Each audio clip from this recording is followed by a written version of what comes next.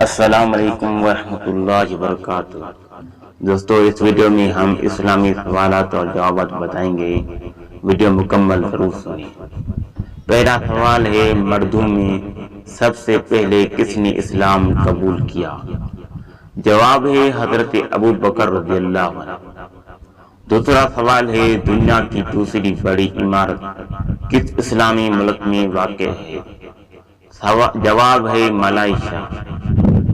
تیسرا سوال ہے، جان بوجھ کر روزہ توڑنے سے لازم کیا ہوتا ہے؟ جواب ہے قضا کفار دونوں۔ چوتھا سوال ہے، خانہ کعبہ کے غلاف کو کیا کہا جاتا ہے؟ جواب ہے قصبہ۔ پانچواں سوال ہے، پہلی اسلامی ریاست کہاں قائم ہوئی؟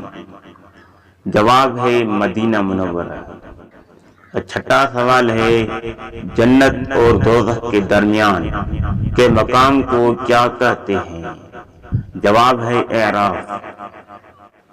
ساتواں سوال ہے، کس سن ہجری میں سود کو حرام قرار دیا گیا؟ تو اس کا جواب ہے 9 ہجری۔